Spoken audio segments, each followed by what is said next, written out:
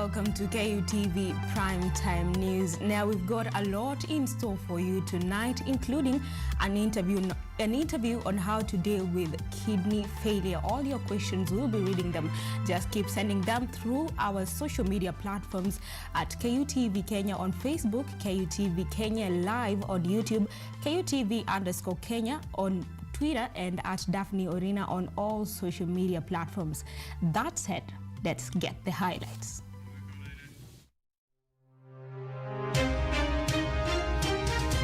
President Uhuru Kenyatta launches one of the largest software engineering facilities in Africa to upscale technology in the country.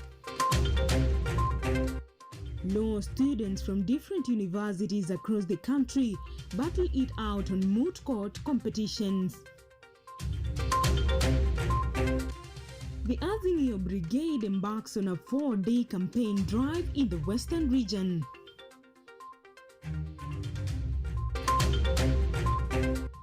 And get to find out what is happening in the atmosphere on a special feature tonight with Ann Odida.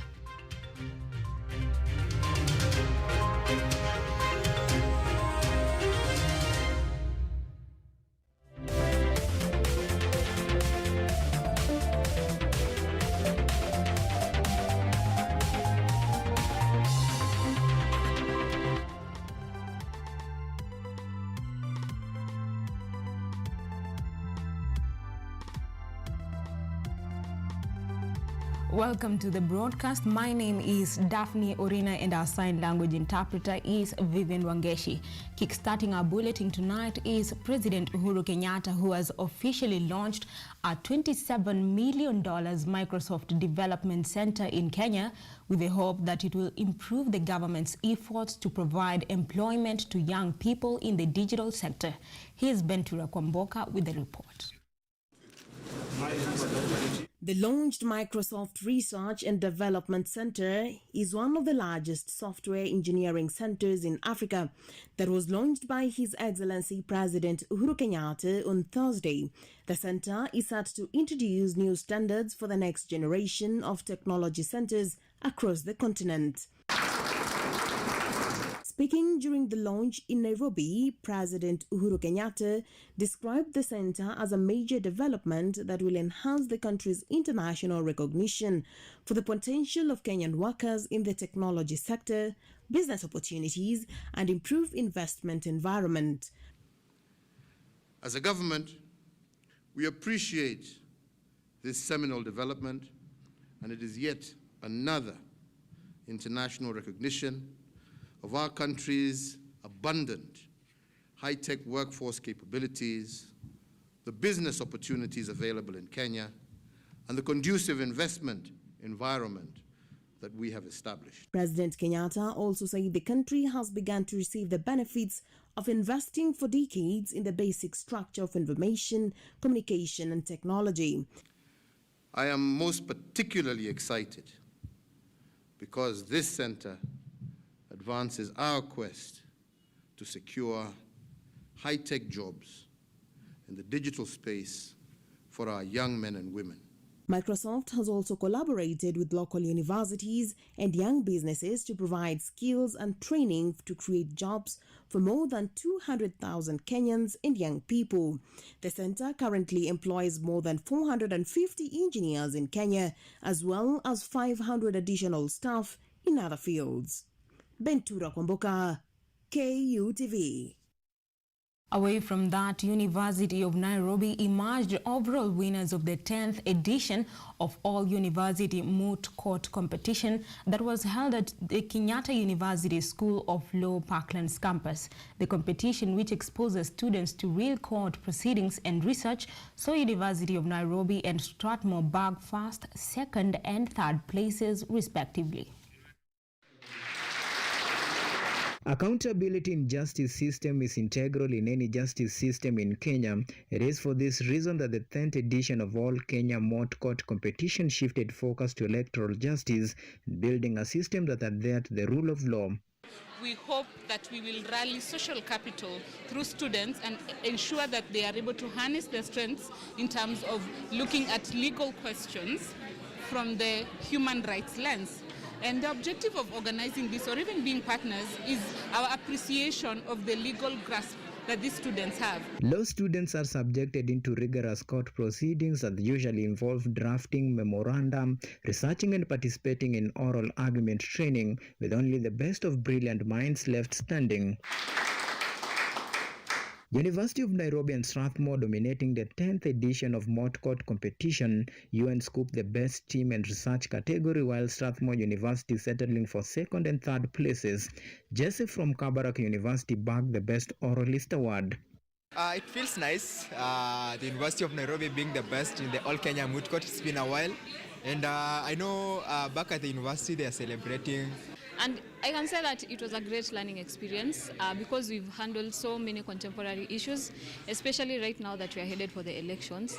And we see that in Kenya there's a history of election violence, election malpractice. Elections in Kenya have never been easy. So it's such an honor to handle these issues and to have battled it out until we've reached the finals and we've actually won it. Some of the things I can use to practice in my future law career have been highlighted here. It was very important since I never know if I'll be dealing with petition matters in the future or even election matters. It was a very fundamental area in expanding my scope of knowledge.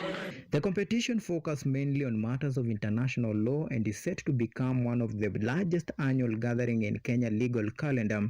Auma Evans for KUTV at Parklands, Nairobi. Thank you very much, Evans. Now, ODM leader Azimio la Umoja presidential candidate, the Right Honorable Raila Amolo Odinga, led the Azimio campaigns to the western region of the country. Odinga, who is on a 4-day tour, was in Busia County, where he made promises to see an inland port developed should favor shine his way and see him top the most coveted seat. The tune in the air was very clear. Baba was in town. In a 4-day run through the western region, Azimio presidential candidate Raila Amolo Odinga touched down in Busia County before peering into Teso North and South, where he was welcomed by leaders and supporters of his presidential bid. Sisi jamii ndogo ya Wateso, ni wewe tu unaweza kutusaidia. Na ndio tumeamua tutakufa, tutaamuka, tutalala na wewe. Odinga fronted his agenda for the residents of Busia, whose leaders complained of being neglected by the national government in past regimes. Tutajenga hapa container terminal hapa Malaba. Ili yale malori badala ya kukaa katika kile kiu namna hiyo, waangushe container hapa. Waganda wakitaka wakuje wachukue, wakikataa tutaziuza hapa. Teso North MP Oku Kaunya was welcomed to the ODM party. Sasa mimi nakaribisha yeye hapa mbele ya umati hii, wafuasi yake. Yeye anachukua sasa silaha kuingia katika jeshi ya ODM. OD. Sasa nasema stand attention.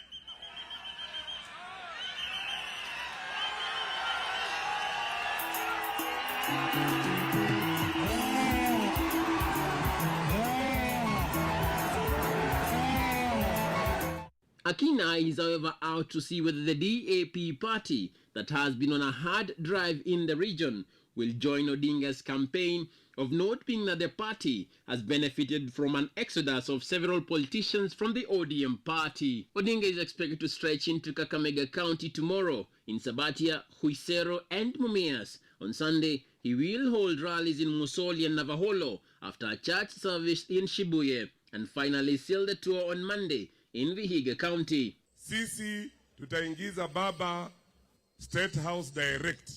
Na sisi wananchi wa Busia wote tuko pamoja. Azimio. The western region is one that has been the center of attention from the camp and their rivals, with the steadily approaching polls increasing the desire to clinch the favor of the electorate. Emmanuel Kutosi, KUTV. Thank you very much, Emmanuel, for that report. Now, Narok Governor Samuel Ole Tunai and Wajir Deputy Governor Ahmed Ali Mukhtar have joined the United Democratic Alliance Party. Tunai, who has served his 2 terms as the county boss, will now be seeking Narok senatorial seat as Ali Mukhtar declares his bid for Wajir's gubernatorial bid. With just 136 days to the August general elections, politicians are searching for fair environments that will favor their political aspirations as Narok Governor Samuel Ole Tunai and Wajir Deputy Governor Ahmed Ali Mukhtar joined the United Democratic Alliance today. Governor Tunai will now be contesting for Narok senatorial position on a UDA ticket as Mukhtar goes for Wajir top seat on the same party.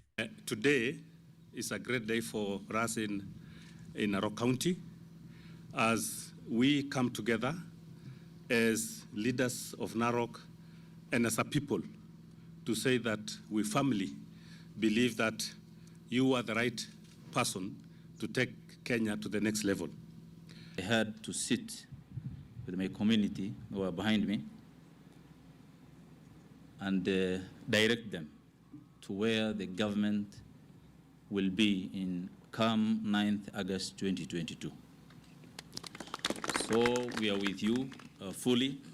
We want to be part of the government. We don't want to be in the opposition.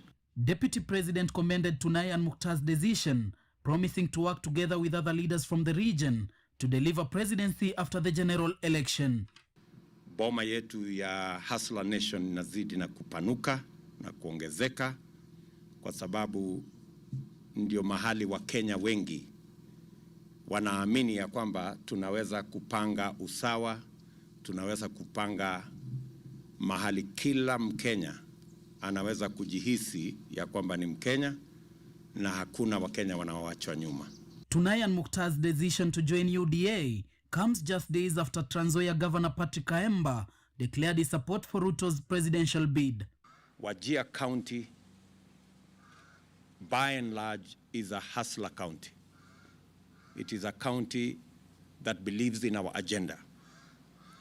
The agenda of ensuring that we invest in ensuring that we create jobs, we invest in agriculture, and there is tremendous agricultural potential in Wajir. Governor Tunai has also declared his support for former Interior CAS Patrick Olentutu for Narok gubernatorial bid. Mutweri Eliud for KUTV. Elsewhere, Deputy President Dr. William Ruto has promised to improve the ailing economy, create more jobs for young people and enhance security in the country should he be elected president in the August general elections.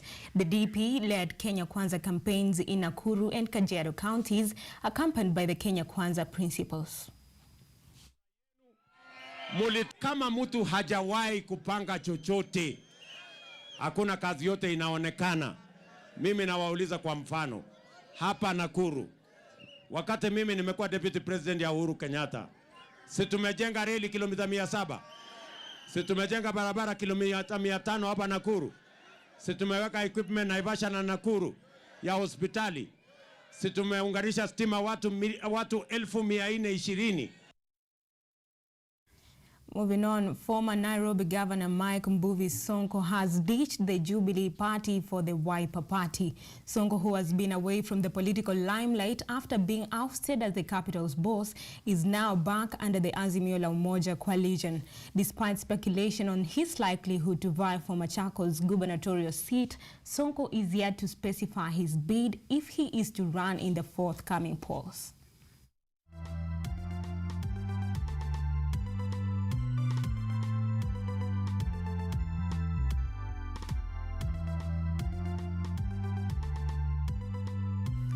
Now, wife to the ODM chief Ida Odinga has castigated a section of leaders for for insulting and disrespecting women. She expressed concerns over some leaders who were recently quoted hurling insults to the mother of the president, Uhuru Kenyatta, Mama Ngina Kenyatta, during an occasion to empower women organized by Ahadi Kenya Trust and Turkish Embassy.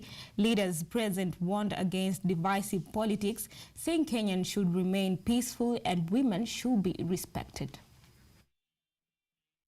Na amani, tukienda kwa mkutano ya political meetings, tukienda tukampeni kwa amani. Usijaribu kugongana na mwenzako au jirani wako kwa sababu mko na utofauti ya kisiasa.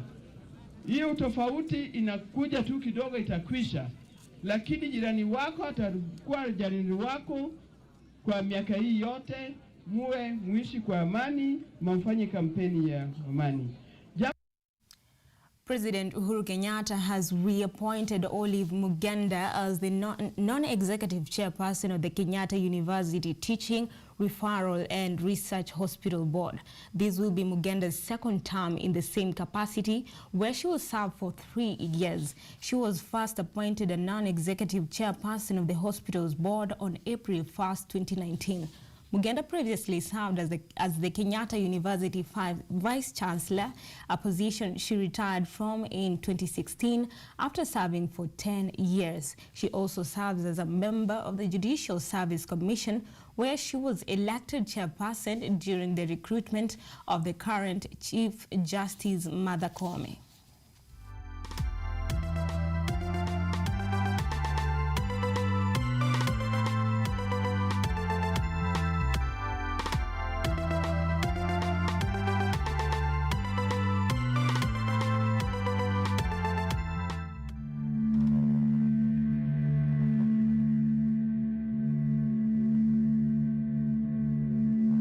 Na ile shida ambayo imetokea wakati viongozi wa kisiasa wametupa maneno ambayo baadaye yameishia na damu na vifo. Uza sera zako. Wananchi wanafikira, wana akili ambazo Mwenyezi Mungu amewapatia na watapiga kura kulingana na maoni yao.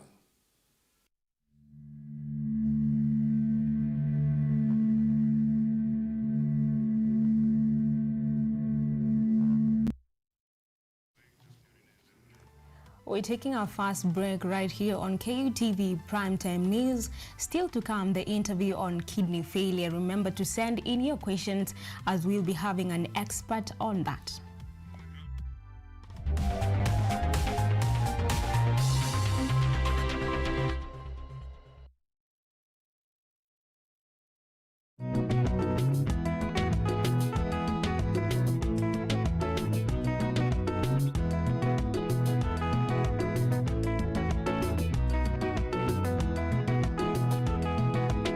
Nimelelewa huku Makueni na wazazi wangu wamekuwa pia, apart from wako in other profession, wamekuwa wakilima. Si ati mimi niko na job.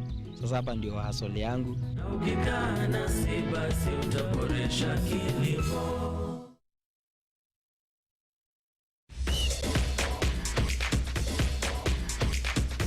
Ukiwa na dukuduku la michezo, tunafungua sanduku la dukuduku kwa ufahamu zaidi. Kila danadana, mitimpo, mifiatuko na harakati zote ugani, sisi ni wako mwandani. Kukurukakara zote nyanjani, haziwezi kuangaziwa zaidi ya micharazo michezoni. Mimi mwanaspoti wako matata Peter Pinches Mwaora, ndakuwa na jopo lenye maarifa sufufu, nikufahamishe na nikuburudishe wewe shabiki shakiki kwa uhakiki na kindakindaki.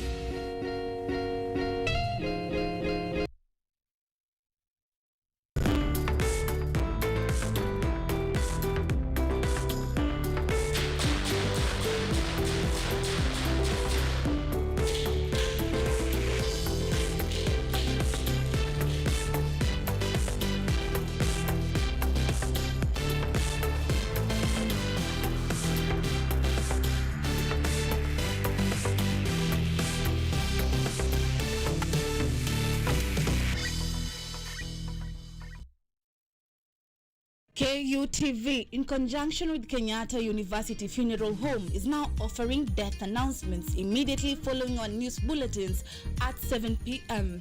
At this sorrowful time, as you share in your grief, allow us to communicate your announcement of your loved one on KUTV in both Kiswahili and English. For more details, kindly inquire at the KU Funeral Home Service Desk or call 0736 928 380 or dial 020 359 9054.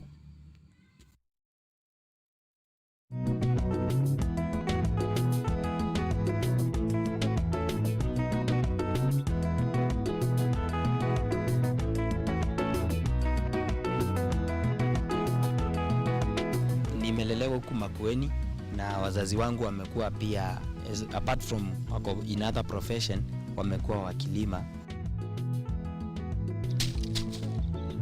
Si ati mimi niko na job. Sasa hapa ndio hustle yangu. Ukikaa nasi basi utaboresha kilimo. Hello everyone, this is the new chapter of Let's Be Fit. I'll be host DiCaplo. I'm here to give you various workouts. I'll be having different trainers. We'll have Zumba classes, we'll have aerobics classes, we'll have boxercise, we'll have kata box. Just the show comes every Thursday from 6:30 a.m. to 7 a.m. Keep it locked, make sure we keep fit, and that's it from me to you. Let's be fit. Mitindo ya Kipwani on our KUTV Facebook page every Saturday 4 p.m.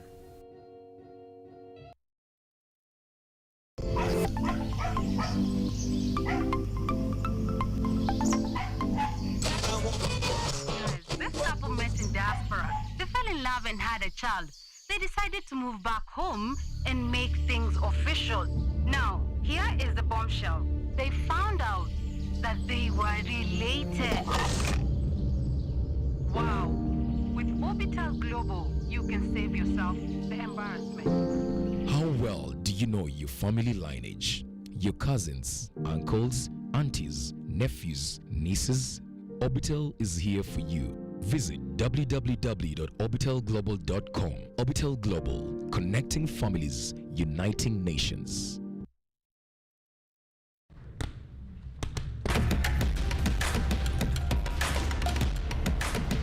Access to knowledge, solution to unanswered questions.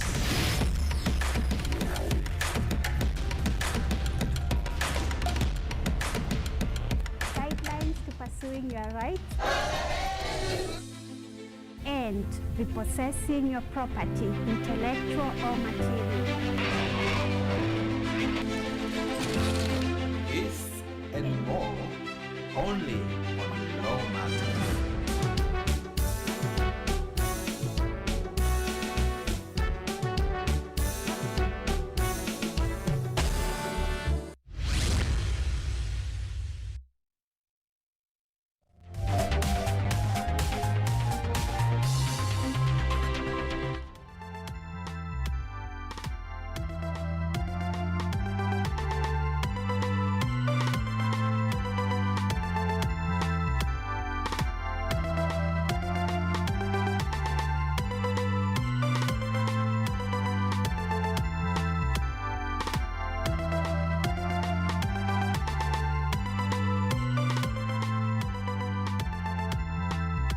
Welcome back. Now, onto our interview, the long-awaited interview.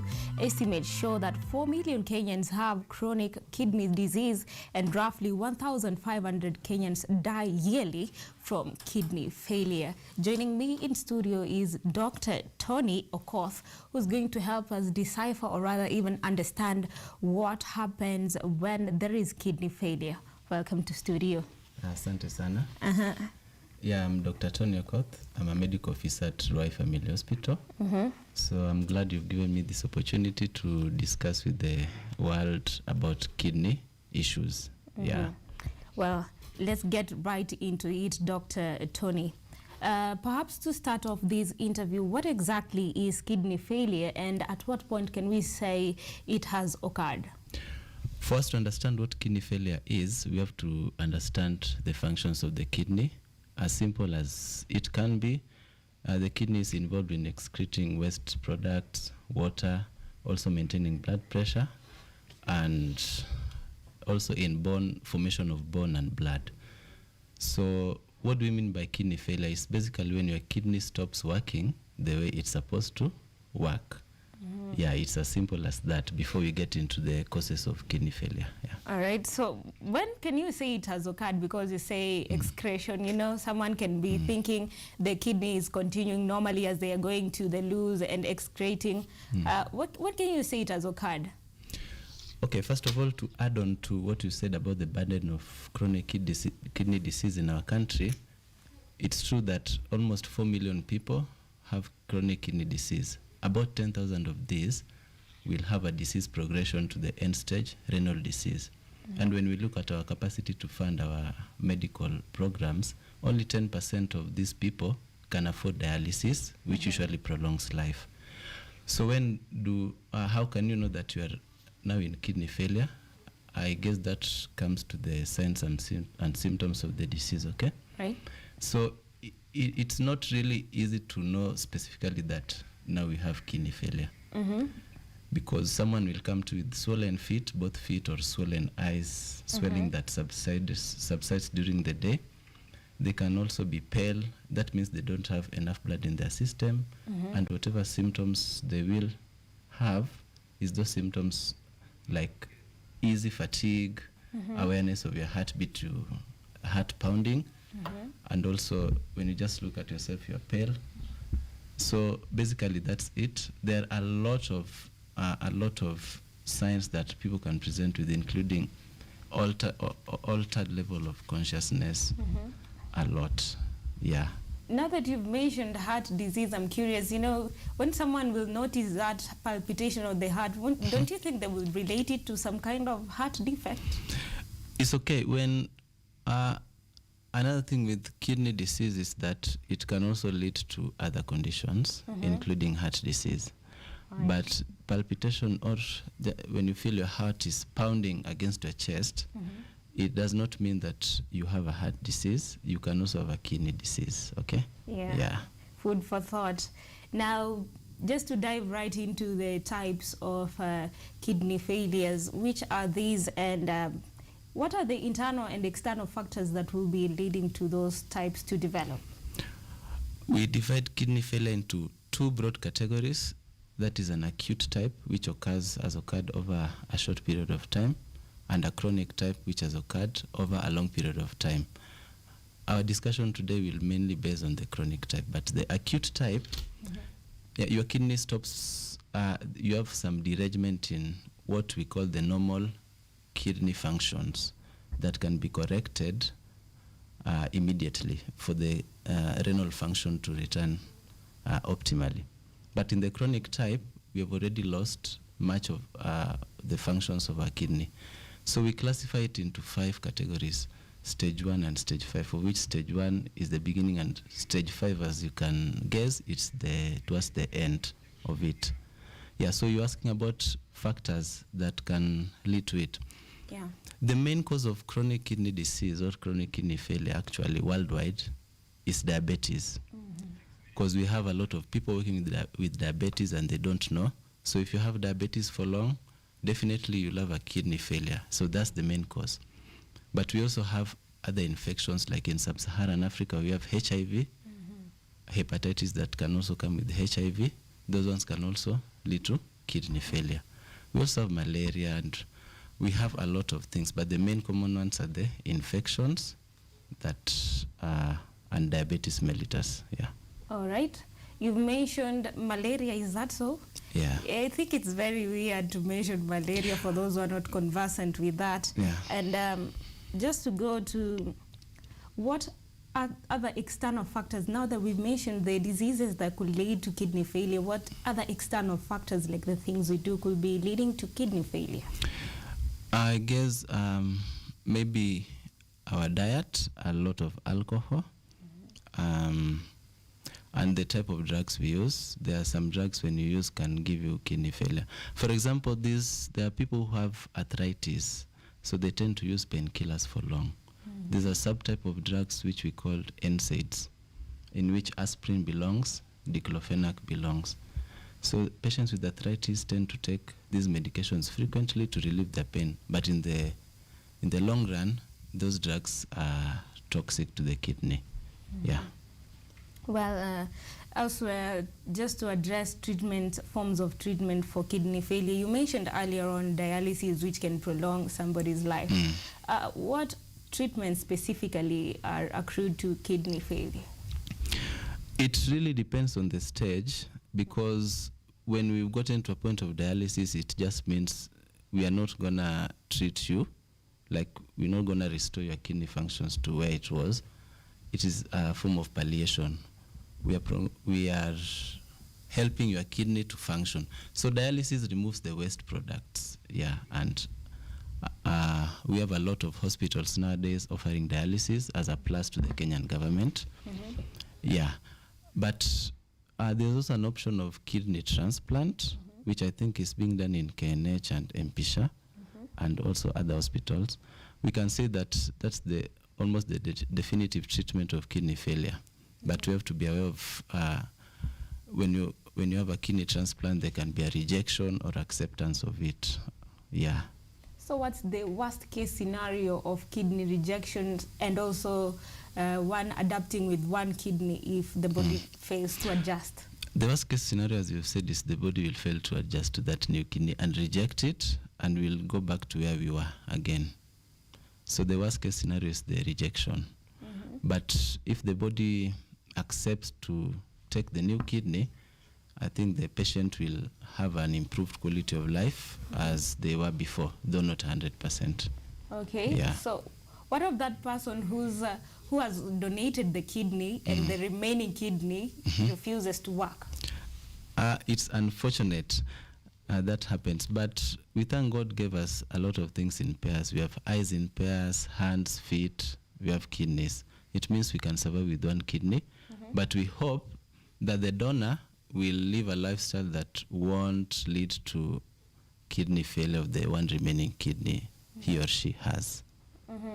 Now that you talked about dialysis and its prolonging of life, how long is that duration exactly? Because some people opt for dialysis, which doesn't seem to work for life. How long the duration is multifactorial, which means it depends on your financial capability. It depends on how near or far you are from the dialysis center and also centers around you. So how long? We can't predict how long, yeah? The way they tell you have 4 months remaining to die with cancer, but it prolongs life. But the number of sessions someone attends depends on their financial implication and the distance, mostly those two. Right. Yeah. Someone is asking, Herbert Ominde is asking, what causes kidney stones? What causes kidney stones? You not drinking enough water can lead to highly concentrated urine that now precipitates to cause the stones.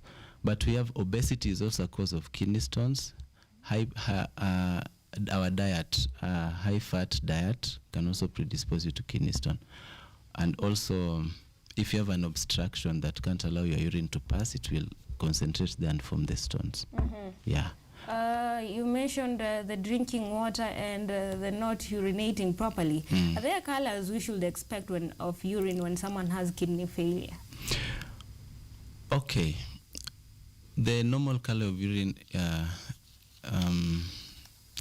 is straw-colored. Straw-colored, which means can be a bit clear to amber yellow. But someone with kidney disease will actually have low urine output. You might fail to see urine. They can't pass urine because the kidney can't filter whatever waste products to filter. But urine colors, there are a lot, depending on now what was causing the kidney failure. If it was a tumor, sometimes your urine will appear blood or reddish as the main cause of the kidney failure. But I can't pinpoint the color of urine in chronic kidney disease. Yeah. All right. You've mentioned low urine output. And earlier you mentioned diabetes also causes kidney failure. Yes. But then people with diabetes tend to urinate severally. So how will that conflicting characteristics, how will that person know it's this or that? What we mean by diabetes causing kidney disease is if you have untreated diabetes. Of course, one of the symptoms of diabetes is excess urination. We assume that that one is occurring when your kidneys are still working. But when you have this untreated diabetes, it will now lead to kidney failure. You won't be having that excessive urination you were having before. So it's a linear relationship between diabetes and kidney failure. The longer the diabetes, also when left untreated for a long time, the higher your chances of getting chronic kidney disease. All right. That is very educative.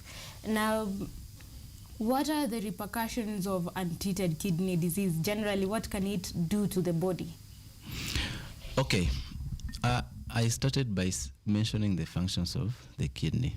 It means when you have chronic kidney disease, your kidney is not performing these functions. So, for example, the kidney excretes waste products, so it won't be excreting waste products, so they'll be accumulating up to a toxic level.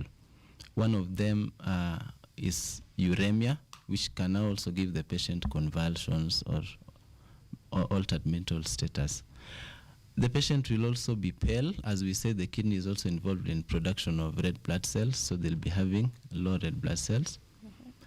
Kidney disease can also lead to cardiovascular issues like heart failure and hypertension, and also defective bone metabolism.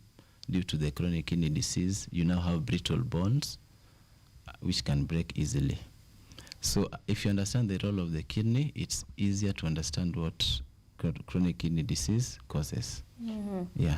Now, what are the precautionary measures to take so that someone prevents against getting these kidney diseases? The old saying, prevention is better than cure, still applies. So if there's an identifiable cause, for example, when we talk of acute kidney injury, that one which occurs over a short period of time, we want to treat it so that we don't progress to our chronic kidney issues. The main cause is diabetes. So patients with diabetes, we encourage them to be adherent to their medication so that we have this diabetes treated so that it doesn't cause kidney issues. Then there are other things like old age, which we can't really manipulate. Yeah. So we prevent whatever we think will cause the kidney disease. I'll just say the main issue here is diabetes and the infections that I mentioned. Yeah. Someone else is asking me to ask you, is kidney failure inherited? Can it be inherited? Kidney failure is not inherited, but you can inherit a disease that will cause kidney failure. Yeah. Okay. Just now to give your final word on the measures people should undertake in preventing this kidney failure and how they should reach out to you, because there are so many questions to answer. Yeah, we can't exhaust all those questions, but the measures, every 10th March of the year is World Kidney Day, of which there's a lot of awareness on how to take care of our kidneys. There are people who are doing free services to diagnose and treat the kidney diseases. So just the measures is just to try and avoid things that would lead to kidney failure, okay? Excessive intake of alcohol, excessive intake of the drugs we are not supposed to take, the drugs that are toxic to the kidney, like painkillers, which we usually like. And as the main causes, I would say those are the precautionary measures. But a lot of education and awareness is still good. Yeah. Still good, but people still joke about the kidney donation thing, which makes me wonder the criteria followed in approving someone for a kidney transplant. Okay, if maybe I need a kidney and you want to transplant, the doctors will have to check if you are an eligible donor as one of the precautions to take. So there's a whole list of who an eligible donor is and who is not eligible. It's not just, you can't just walk and go and say that I want to sell my kidney for 1 million shillings, okay? Yeah. Well, that is very informative. Many other questions will address them, and that is why you should give them your links on that camera so that they can reach out to you personally and ask you. Okay, so you can reach me through my number 0701 097 859 for more clarification and any questions that you have. Right, thank you so much for your time. Thank you for the enlightenment. I hope those watching us have gained something about kidney failure.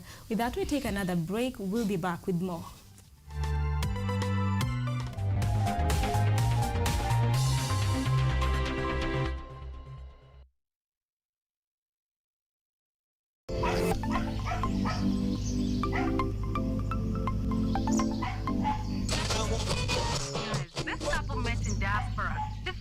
And had a child. They decided to move back home and make things official. Now, here is the bombshell. They found out that they were related. Wow. With Orbital Global, you can save yourself the embarrassment. How well do you know your family lineage? Your cousins, uncles, aunties, nephews, nieces? Orbital is here for you. Visit www.orbitalglobal.com. Orbital Global, connecting families, uniting nations.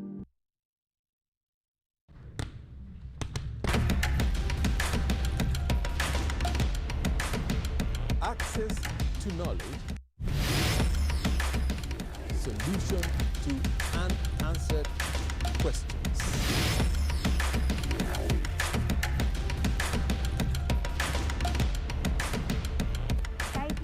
Pursuing your rights and repossessing your property, intellectual or material. This and more, only on Law Matters.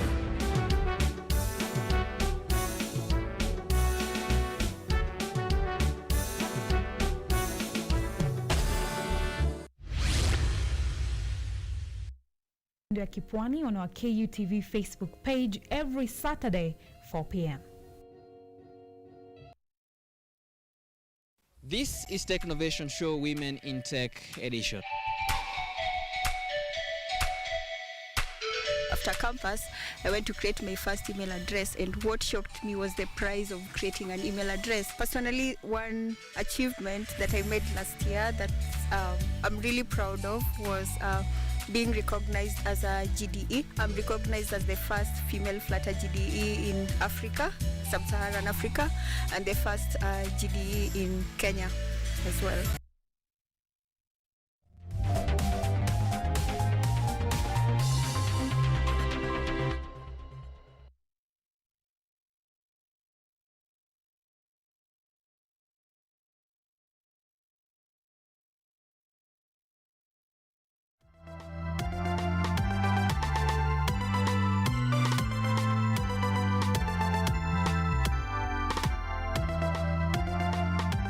Welcome back. Let's carry on.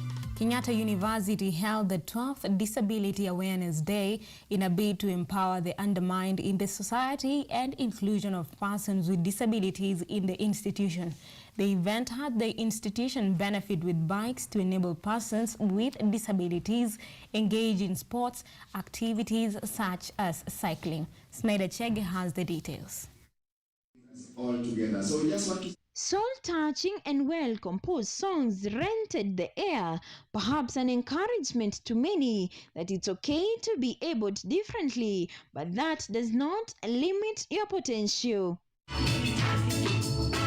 The right to equity and inclusion of persons with disability is now a common mantra. Gains have been made, but there are worrying signs that a very critical population that has a rightful and central place in sporting environment is being neglected. The strongest team is the diverse team. You know, the strongest team is not made up of people who are all the same.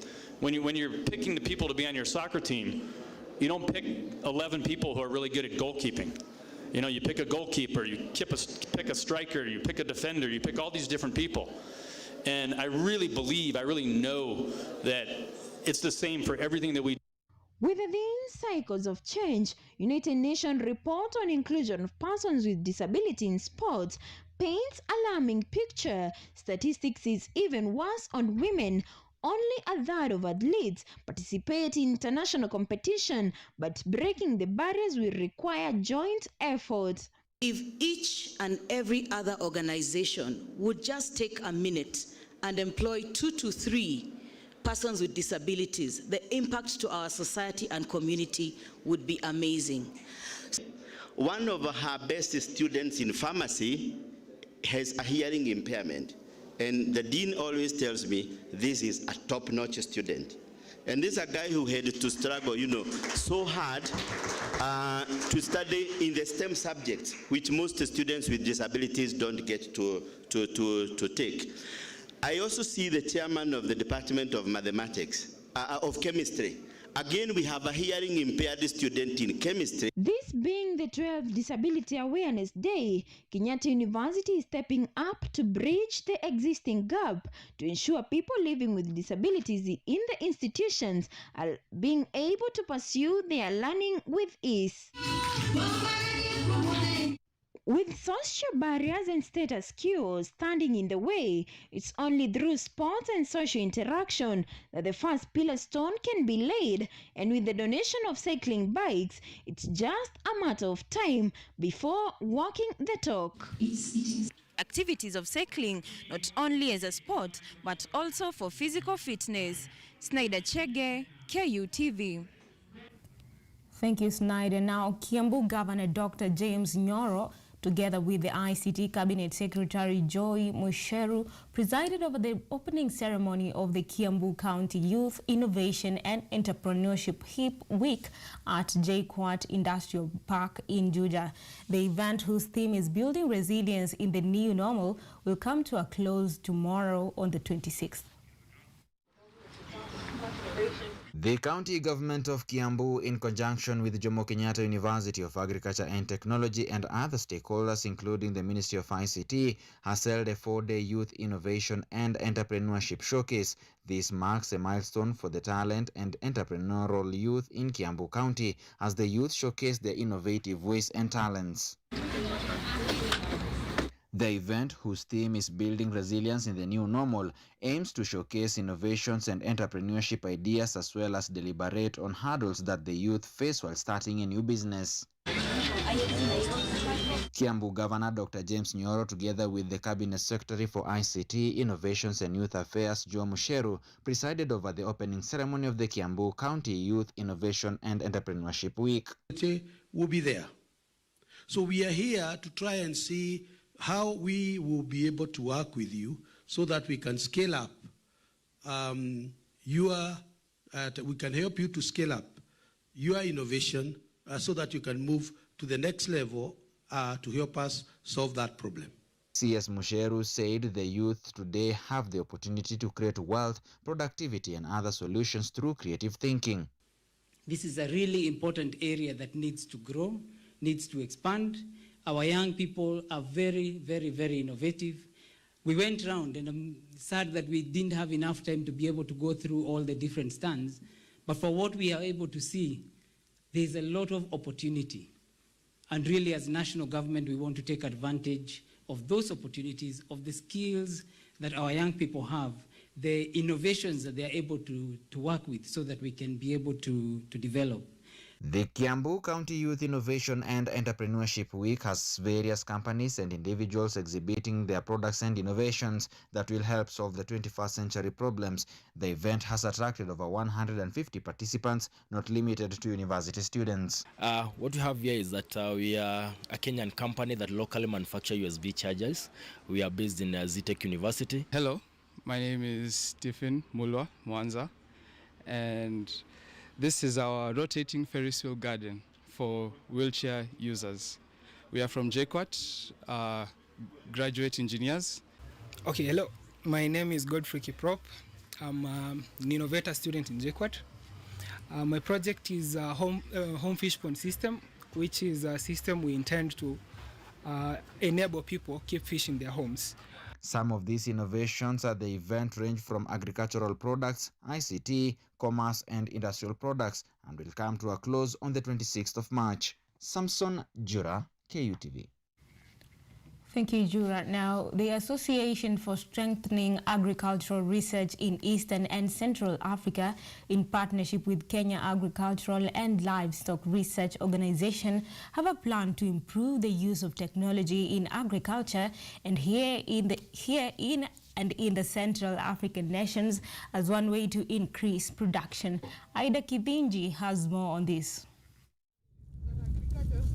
New agricultural technologies continue to be improved in different places in the country through the Association for Strengthening Agricultural Research in Eastern and Central Africa and Kenya Agricultural and Livestock Research Organization, despite less use of technology for small farmers. According to Dr. Ivan Silatia, Kadro Naivasha Center Director, the organizations are trying to place strategies that will improve the production and breeding of goats and chicken in different places in the country. We are trying to do breeding and selection to improve milk production and growth rates of the dairy goats to support smallholder farmers. Target farmers are in the East and Central African region, including 14 countries under the Association for Strengthening Agricultural Research in Eastern and Central Africa. These are Uganda, Kenya, Tanzania, Rwanda, Burundi, Ethiopia, Eritrea, South Sudan, Sudan, Democratic Republic of Congo, Cameroon, Madagascar, and Central African Republic. Technologies, innovations, and management practices that have been developed. These technologies need to reach the farmers for use. And most of the climate smart technologies that have been developed zero in around areas in crops, areas about drought tolerance, disease resistance, pest resistance. But of course, with the changing the way our populations are responding to nutrition, there are also changes in the demand for different kinds of foods. This is a big problem. So many scientists within the 14 countries have developed and generated so many technologies. But we have the private sector who need also to make good use of these technologies. And that makes us now to see what is the missing link. How can we now bring in these technologies and introduce them to the private sector? Agriculture is the main responsibility of Asareka region. Food security success depends on the development of climate technology. Ida Kithenji, KUTV. Across borders now, a former Prime Minister of Togo, Mr. Gilbert Hungbo, has been elected as the new Director General of the International Labour Organization, ILO. Mr. Hungbo will be the 11th Director General of the organization and the first African to hold the post. That and much more on our international news roundup with Omondi Otieno. Gilbert Hungbo, the former Prime Minister of Togo, has been elected the next head of the International Labour Organization's ILO, becoming the first African to lead the United Nations agency. Hungbo succeeds the former British trade unionist Guy Ryder, who has been in office for 10 years. The ILO governing body elected Gilbert Hungbo as the organization's 11th director, who will take office in October 2022. Gilbert Hungbo was a deputy director for ILO between 2013 and 2017 in charge of field operations. His main opponent was the former French Labour Minister Muriel Pénicaud, who was backed by Paris and the European bloc. And now two attacks claimed by the Al-Shabaab group have killed more than 30 people in central Somalia. The attacks began when a suicide bomber wearing an explosive vest blew himself up at the local government headquarters. Later, another suicide bomber drove an explosive laden car into a crowd of people who were gathered to help those wounded in the first attack. The group said it was targeting politicians ahead of elections. The first attack in Beledweyne district killed two lawmakers, including Amina Mohamed Abdi, a vocal critic of the government, and several of her bodyguards as she campaigned for re-election. US President Joe Biden is in Poland to begin the second leg of his emergency trip to Europe 1 month after Russia's invasion of Ukraine. Biden's visit to Poland offers the president a chance to showcase the human cost of Russia's increasingly brutal war. On his two-day visit to Poland, Biden is expected to meet with some of the more than 3.7 million refugees who have been forced to flee Ukraine, the vast majority of whom are women and children. Biden will also meet with Polish President Andrzej Duda in Warsaw on Saturday to discuss the worsening humanitarian crisis in the countries surrounding Ukraine, which have borne the brunt of blood.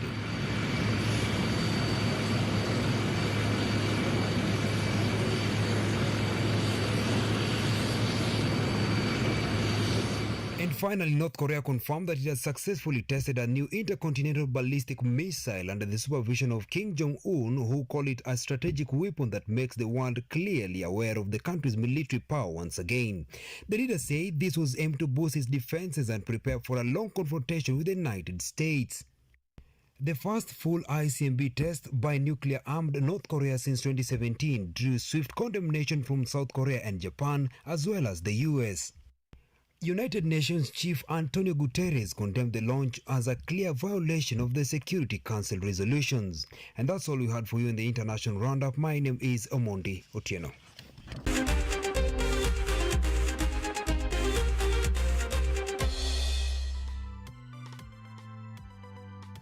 Right into sports now. Kisumu's Nyanza Golf Club will play host to the fourth leg of the Safaricom Golf Tour this weekend. The event will feature corporate and junior tournaments on Saturday and Sunday, as well as a Caddies contest on Monday. Safaricom has invested 100 million Kenyan shillings in the inaugural tour, which aims to tap, nurture and grow talent among young golfers across the country. The company has also partnered with the Junior Golf Foundation to support them with training of coaches at local golf tours and nationwide golf development. And moving on, having finished in the 9th position in the 2021-2022 season, the Kenyatta University's men and women's basketball team head coach Caleb Osewe is targeting to be in the playoffs come next season. Osewe believes that the new blood he will have will chip in a great deal. According to Kenya Basketball Federation KBF fixtures, Secretary Joseph Amoko, dates for the new season will be determined at the annual general meeting slated for later in April. It's a bit tricky. It is not like...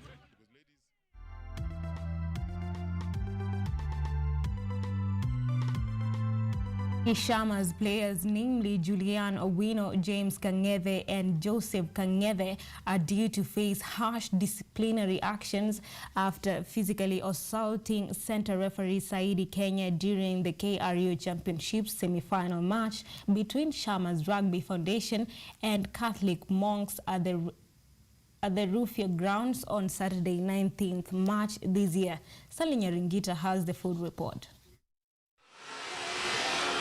The phrase "actions have consequences" has truly resonated with the three Shamas players who were caught on camera physically assaulting center referee Saidi Kenya during the KRU Championship semi-final match between Shamas Rugby Foundation and Catholic monks at the RFUEA grounds on Saturday, 19th March 2022. The Kenya Rugby Union rolled up its sleeves for harsh disciplinary measures on Julian Owino and the Kang'ethe twins, Joseph and James. Owino has been suspended for 3 years starting from 26th March 2022 to 25th March 2025. James Kang'ethe's sanction is for 5.5 years, while his brother Joseph will not participate in any rugby competitions for the next 6 years. According to the amateur footage obtained by KUTV, there's a scuffle at the end of the match, with the referee being attacked with punches by the Kang'ethe brothers. The assistant referees and other officials intercede and protect the referee from that initial attack. On Monday, the Shamas Rugby Foundation also sacked the head coach, Stefano Tu, after internal investigations that revealed he verbally assaulted the Shamas staff and other people present at the Saturday's games. Stanley Nyurungita, KUTV. Internationally, a crucial 3-1 win over European counterparts Turkey saw Portugal proceed to a decisive World Cup qualifying play-off final. The thrilling duel played in Porto saw the home side take advantage of the ambience, collectively firing the nation